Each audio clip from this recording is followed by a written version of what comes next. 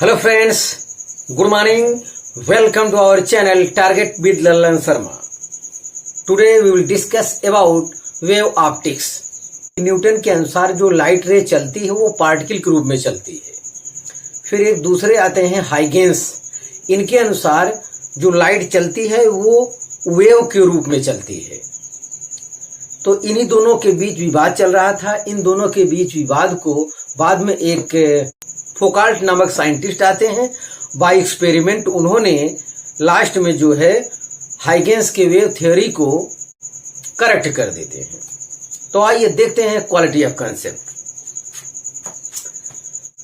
तो पहला हेडिंग है नेचर ऑफ लाइट। इसमें नंबर 1 है पार्टिकल नेचर, जिसका एक्सप्लेनेशन न्यूटन ने किया है, और दूसरा है वेव नेचर, जिसका एक्सप्लेनेशन हाइगेंस ने किया है। तो पहले न्यूटन वाला कंसेप्ट समझते हैं। तो पहला ये है न्यूटन्स कॉर्पस्कुलर थ्योरी। इसमें फर्स्ट पॉइंट देखिए न्यूटन ने क्या कहा है। Every light source emits टिनी particles called carpels. Newton के अनुसार प्रत्येक लाइट सोर्स छोटे छोटे पार्टिकल रिलीज करता है, जिसे हम लोग क्या कहते हैं, कार्पस्किल्स कहते हैं। और वो इलास्टिक होता है, मासलेस होता है, और बहुत अधिक संख्या में किसी सोर्स से निकलते हैं।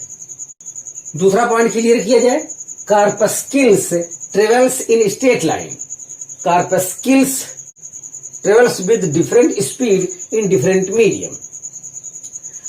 कार्पस्किल्स मतलब पार्टिकल। न्यूटन के अनुसार लाइट जो है पार्टिकल के रूप में चलता है। तो इनका कहना है कि पार्टिकल्स जो है स्ट्रेट लाइन में चलते हैं और ये डिफरेंट मीडियम में इनकी स्पीड डिफरेंट होती है। यहां तक तो बात ठीक है, लेकिन एक गलत बात ये इन्होंने कह दी कि डेंसर मीडियम में स्पीड ऑफ लाइट जो है ज्यादा होता है, रेयर मीडियम में कम होता है। मतलब ये भी गलत है, जबकि हम लोग जानते हैं कि एयर में जो है स्पीड ऑफ लाइट 3 × 10⁸ मीटर पर सेकेंड होता है, और डेंसर मीडियम में इससे कम होता है। जबकि न्यूटन ने ये बात उल्टा बता दिया।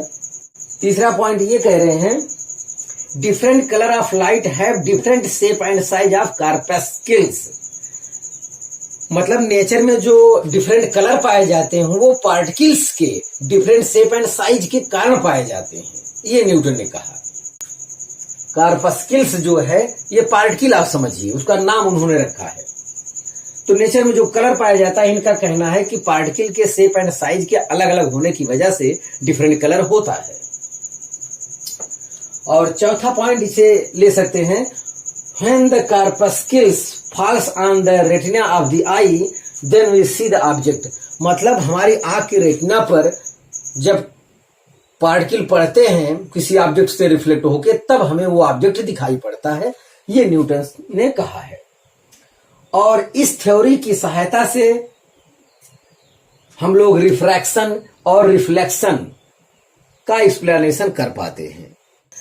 तो अगर ये कहा जाए failure of the Newton's corpuscular theory, अगर प्रत्येक लाइट सोर्स से छोटे छोटे पार्टिकल निकलते होते बहुत अधिक संख्या में, तो उसका मास वास्तव में बहुत कम हो जाना चाहिए, जो कि संभव नहीं है।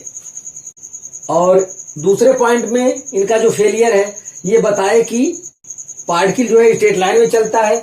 जब ये पार्टिकल रेयर से डेंसर मीडियम में चलता है तो ये बता दिए कि स्पीड बढ़ जाता है, जबकि क्या होता है, रेयर से डेंसर में जाने पर लाइट की स्पीड डिक्रीज करता है। तो यहां भी ये गलत कर गए। और कलर के बारे में बताया कि नेचर में जो अलग अलग कलर है वो पार्टिकल के डिफरेंट शेप एंड साइज की वजह से ऐसा होता है। तो ये भी ठीक नहीं है। मतलब पार्टिकल थ्योरी में ही दोष पाया जाता है। When the corpuscles falls on the retina, then we see the object। तो जो जब किसी ऑब्जेक्ट से पार्टिकल रिफ्लेक्ट होकर हमारी आंख की रेटिना पर पड़ती है तो हमें ऑब्जेक्ट दिखाई पड़ता है। अंत में हम यही कह सकते हैं कि न्यूटन्स कॉर्पस्कुलर थ्योरी ये करेक्ट नहीं है। तो आप कॉपी कर लीजिए। तो आगे हम वेव नेचर की स्टडी करेंगे।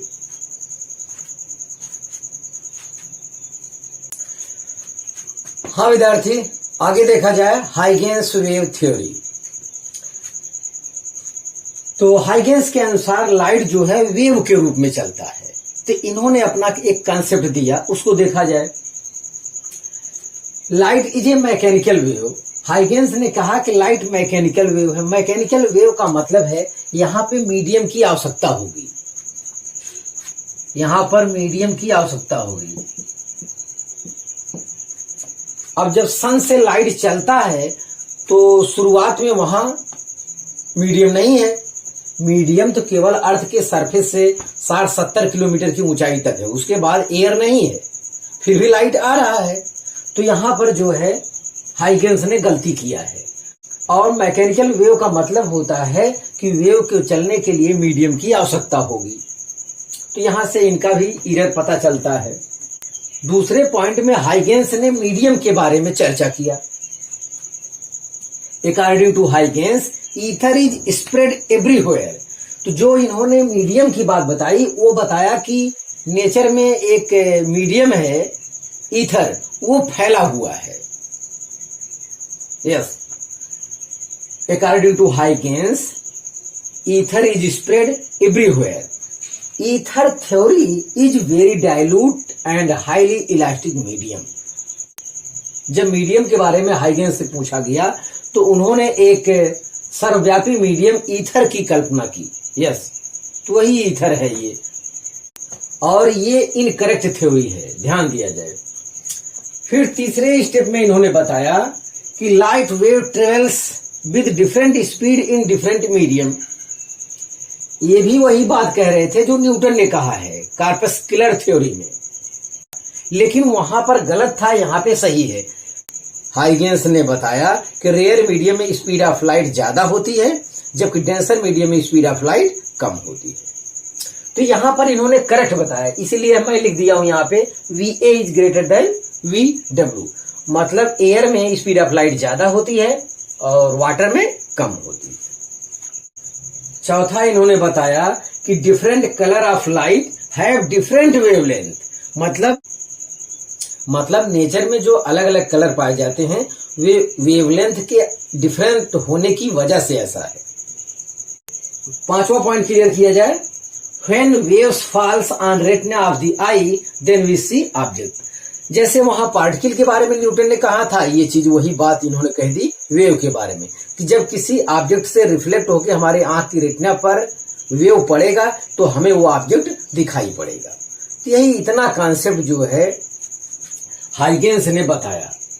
तो इसकी सहायता से हम लोग जो है refraction, reflection, interference etcetera explanation कर ले जाएंगे। केवल इनके कॉन्सेप्ट की सहायता से पोलराइजेशन जो आगे मिलेगा कॉन्सेप्ट हमको, उसकी स्टडी हम नहीं कर पाएंगे। फिर इसके बाद एक आए तीसरे साइंटिस्ट फोकाल्ट। विद्यार्थी यहां पर जो है न्यूटन और हाइगेंस के बीच विवाद चल रहा था। चूंकि न्यूटन का साइंस के क्षेत्र में दबदबा बहुत ज्यादा है, जैसे आज बॉलीवुड में दबंग सलमान खान है, ठीक उसी प्रकार से साइंस के क्षेत्र में अपने समय में न्यूटन का दबदबा चलता था। तो न्यूटन की कॉन्सेप्ट यहाँ पर लगभग टोटल गलत ही है, फिर भी नाम इतना बड़ा था कि आसानी से उसे गलत नहीं कहा जा सकता था। तब फिर तीसरे साइंटिस्ट आए फोकाल्ट। इन्होंने वाटर और ग्लास में एक्सपेरिमेंट किया और पाया कि वाटर में स्पीड ऑफ लाइट ज्यादा है जबकि ग्लास में स्पीड ऑफ लाइट कम है। तो बाय एक्सपेरिमेंट फोकाल्ट ने ये प्रूव किया कि हाइगेंस का वेव थ्योरी करेक्ट है जबकि न्यूटन्स कॉर्पस्कुलर थ्योरी इनकरेक्ट है। तो यहां पर वेव थ्योरी को मान्यता मिल गई। तो आप इसे कॉपी कर लीजिए, तो फिर आगे का कॉन्सेप्ट हम देखते हैं। हाँ विद्यार्थी, आगे के हाइगेंस प्रिंसिपल को समझने के लिए आपको वेव फ्रंट को समझना पड़ेगा। तो वेव फ्रंट क्या है? तो वेव फ्रंट को समझने के लिए सबसे अच्छा यह है कि आप फिजिक्स में पढ़ चुके हैं इक्विपोटेंशियल सरफेस। ये कंसेप्ट दिमाग में रखिए, वेव फ्रंट क्लियर हो जाएगा। तो वेव फ्रंट को समझने के लिए आप ये समझ सकते हैं कि कोई तालाब है जिसमें आप कोई पत्थर आप ऐसे गिरा दें तो उसमें चारों तरफ एक सर्किल जैसा बनता है, उठा हुआ पोर्शन फिर डाउन पोर्शन, इस टाइप से बनता है कई। तो उसमें जहां पर सभी पार्टिकल सेम फेस में होते हैं उसे क्या कहा जाता है? वेव फ्रंट कहा जाता है। मान लेते हैं पॉइंट सोर्स है लाइट का, तो इससे समान डिस्टेंस पर हर जगह क्या होगा? समान लाइट होगी, तो उसे हम कहेंगे क्या? वेव फ्रंट कहेंगे। इससे फिर कुछ डिस्टेंस पर फिर समान लाइट होगी, तो ये भी क्या होगा? समान लाइट होगी, तो यहां समझेंगे सेम फेस उसे कहेंगे। बस इतनी सी बात है। मतलब इक्वी पोटेंशियल वाला जो कॉन्सेप्ट है, अगर वो समझते हैं तो 100% वही वेव फ्रंट हो जाएगा। तो इसका कॉन्सेप्ट और देखा जाए। Wave front a continuous locus of all the points which are in the same phase और state of vibration is called wave front. या और कह सकते हैं दूसरा, a surface joining the points of same phase. Same phase में जो point होते हैं उसको आप ज्वाइन कर दीजिए, तो उसे हम लोग क्या कहेंगे? वेव फ्रंट कहेंगे। तो यहां देखिए लिखा है types of wave fronts. Point source, spherical wave front. अगर पॉइंट सोर्स कहीं पे है नजदीक में, तो उससे जो वेव फ्रंट मिलेगा सब क्या मिलेगा? स्फेरिकल मिलेगा। अरे पॉइंट सोर्स है तो ये 3D में रहेगा, 3D में ये हो गया। एक और बड़ा सा वेव फ्रंट मिलेगा, और बड़ा सा वेव फ्रंट मिलेगा, कई मिलेंगे। यहां पर सभी पार्टिकल जो है सेम फेस में है, तो ये स्फेरिकल वेव फ्रंट है। यहां भी आपस में सेम है, तो ये भी क्या है? स्फेरिकल वेव फ्रंट है। लेकिन यहां के फेस अलग अलग है, मतलब फेस डिफरेंस है। ये आपकी जानकारी में होना चाहिए। इक्वी पोटेंशियल सरफेस में भी यही कॉन्सेप्ट था। ये तो रही बात पॉइंट सोर्स की। अगर लीनियर सोर्स है तो क्या होगा? अगर लीनियर सोर्स है तो उससे सिलिंड्रिकल वेव फ्रंट मिलेगा। तो मान लेते हैं ये लीनियर सोर्स है, तो इससे समान डिस्टेंस पे लाइट क्या होगा? समान होगा। इससे और ज्यादा डिस्टेंस पे वहां भी लाइट समान होगा।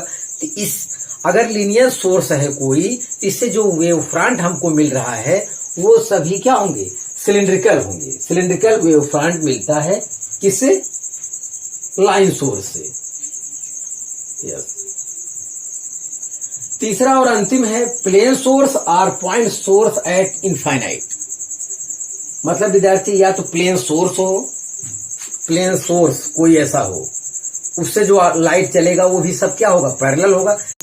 इनफाइनाइट पे जब कोई ऑब्जेक्ट होता है तो हम लोग देखे होंगे कि हम लोग इमेज बनाने के लिए पैरेलल रे लेते हैं। तो जब पैरेलल लेते हैं तो पैरेलल वाले केस में क्या आता है?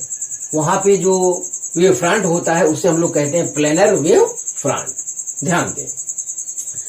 तो प्लेन सोर्स हो या पॉइंट सोर्स एट इनफाइनाइट पे हो, तो ऐसे केस में जो वेव फ्रंट मिलता है वो प्लेनर वेव फ्रंट कहलाता है।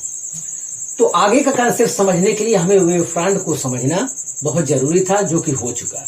तो आप इसे कॉपी कर लीजिए। तो अब हम हाइगेंस प्रिंसिपल को समझते हैं।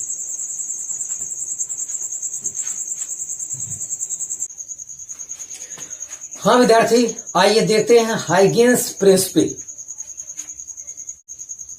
हाइगेंस ने अपने वेव थ्योरी के आधार पर जो बताया वो है number 1, light is not a stream of particles, it is a wave. Huygens ने बताया कि ये पार्टिकल का समूह नहीं है, बीम नहीं है लाइट, बल्कि वो क्या है? वेव है। फर्स्ट पॉइंट में इन्होंने ये बात बताया। सेकेंड पॉइंट में ये बताए कि light travels from one place to another in form of wave fronts. मतलब लाइट वन प्लेस से सेकेंड प्लेस पे जो बढ़ता है आगे, वे वेव फ्रंट के रूप में आगे बढ़ता है। ये हाइगेंस ने बताया। तीसरे पॉइंट में इन्होंने क्लियर किया the direction of light ray is always perpendicular to wave front. ये बहुत कीमती पॉइंट है, इसको जरूर ध्यान दिया जाए। तो यहां पे देखें, जैसे पॉइंट सोर्स था, अभी यहां से वेव फ्रंट जाएगा, ये दूसरा हो जाएगा, तो ये हमेशा क्या रहेगा? परपेंडिकुलर रहेगा लाइट रे से। वेव फ्रंट तो ये बहुत कीमती है, इसी की सहायता से आगे के प्रॉब्लम भी सॉल्व होंगे। The direction of light ray is always perpendicular to wave front. ये बहुत कीमती पॉइंट है, इसकी सहायता से आगे के प्रॉब्लम भी सॉल्व होंगे। जैसे ये पॉइंट सोर्स यस है, यहां से रे निकल रहा है, लेकिन वेव फ्रंट हमेशा क्या रहेगा, परपेंडिकुलर रहेगा। ध्यान दें, बहुत ही इंपॉर्टेंट पॉइंट है ये। यस, चौथा पॉइंट क्लियर किया जाए। Every point on A wave front acts as source of secondary disturbances which emits their own wavelets called secondary wavelets। मतलब वेव फ्रंट का जो प्रत्येक पॉइंट है ये सेकेंडरी सोर्स का कार्य करता है, और यहां से फिर जो वेव निकलती है उसे सेकेंडरी वेवलेट्स कहा जाता है। ये चीज कह रहा है वो। Every point on A wave front acts as source of secondary disturbances which emits their own wavelets called secondary wavelets। मतलब वेव फ्रंट पे जो पॉइंट है ये सेकेंडरी सोर्स का कार्य करता है। अब इससे फिर जो वेव आगे बढ़ेगा उसे हम लोग सेकेंडरी वेवलेट्स कहेंगे। ध्यान दें, पांचवा पॉइंट क्लियर किया जाए। Secondary wavelets spread in all directions with speed of waves. Waves मतलब यहाँ पे ताल्लुक है प्राइमरी वेव, मतलब सेकेंडरी वेव का जो स्पीड होता है वही स्पीड प्राइमरी वेव का भी होता है। तो ये चीज आपको जानना चाहिए, बहुत जरूरी है। मतलब सेकेंडरी वेवलेट्स का जो स्पीड होता है वही प्राइमरी वेव का भी होता है। छठवां पॉइंट क्लियर किया जाए। The common tangent on secondary wavelets in forwards direction get new wave front. इस पॉइंट को क्लियर किया जाए। After time t equal to tau मान लेते हैं यहाँ पे टाइम, स्पीड ऑफ वेव या वेवलेट्स वो सब कितना रहेगा, वी मान लेते हैं। तो जो वेवलेट्स डिस्टेंस कवर करेगा वो कितना होगा, वी टी। तो यहां से हम लोग वेव फ्रंट को ड्रा करेंगे। देखिए एक वेव फ्रंट ये है, इस पे जितने पॉइंट हैं सभी न्यू सोर्स का वर्क करेंगे। तो यहां से हमें वेव फ्रंट को ड्रा करना है। हर पॉइंट सोर्स से हम लोग आर्क लगाएंगे। यस, तो आर्क का जो डिस्टेंस होगा वो वी टाउ होगा। उसके बाद सभी आर्क को मिलाते हुए एक लाइन खींच देते हैं, वो हमारा हो जाएगा क्या, न्यू वेव फ्रंट।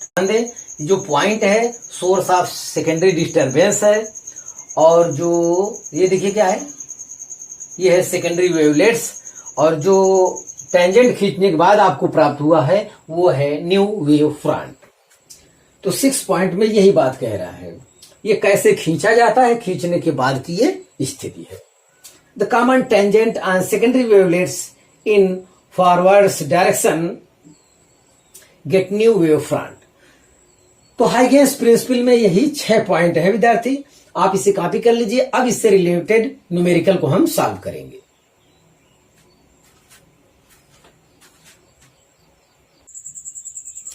हाँ विद्यार्थी, क्वेश्चन को देखा जाए कि वेव फ्रंट से रिलेटेड कैसे क्वेश्चन पूछे जा सकते हैं। क्वेश्चन है draw a wave front for, number 1 है object at infinite for convex lens. तो कॉन्वेक्स लेंस में जब ऑब्जेक्ट इनफाइनाइट पर होता है तो ऐसे हम लोग इमेज बनाते हैं। यस, तो ये हम लोग जानते हैं कि प्रिंसिपल एक्सिस के पैरेलल जो रह जाती है आफ्टर रिफ्रैक्शन वो फोकस पर मिलती है।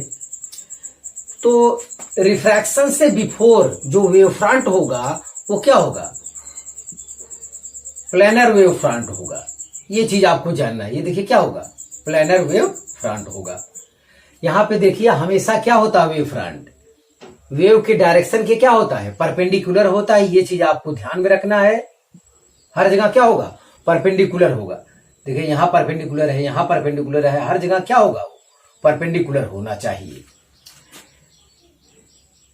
तो बिफोर रिफ्रैक्शन जो वेव फ्रंट होगा वो प्लेनर वेव फ्रंट होगा, और आफ्टर रिफ्रैक्शन क्या होगा, तो हमेशा ध्यान दें परपेंडिकुलर होना चाहिए। अब यहां पे कैसा होगा, अगर ऐसा हम लोग खींचेंगे तो यहां पे परपेंडिकुलर नहीं होगा, तो हमको यूं खींचना होगा वेव फ्रंट, यूं। देखिए मतलब इस केस में आफ्टर रिफ्रैक्शन जो वेव फ्रंट होगा वो स्फेरिकल होगा, और ड्रा ऐसे किया जाएगा। देखिए तभी जाके ये क्या होगा, परपेंडिकुलर होगा। देखिए यहां पे हर जगह परपेंडिकुलर है, और अगर आप ऐसा खींच देंगे तो परपेंडिकुलर नहीं मिलेगा, वो गलत है। तो इससे पहले कंसेप्ट बताया जा चुका है। तो ये रहा पहला क्वेश्चन जिसका wave front before refraction planar wave front होगा और after refraction spherical wave front होगा। दूसरा पॉइंट देखा जाए, object at infinity for concave lens, concave lens की बात कर रहा है। तो ये फिगर बनता है कॉनकेव लेंस में जब कोई ऑब्जेक्ट इनफाइनाइट पर रहता है।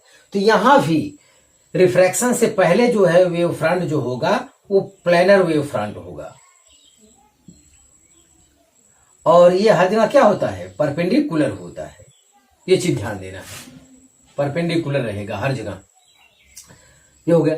आफ्टर रिफ्रैक्शन क्या होगा, आफ्टर रिफ्रैक्शन जो है ये परपेंडिकुलर होना चाहिए। अगर आप ऐसा खींचेंगे तो परपेंडिकुलर नहीं होगा इसके जैसा। तो जाहिर है कि अगर यहां पे इस टाइप से वेव फ्रंट हो बनाया जाए तो ये क्या होगा, परपेंडिकुलर होगा और ये करेक्ट होगा। यहां पे देखिए परपेंडिकुलर हमारा आ रहा है, सब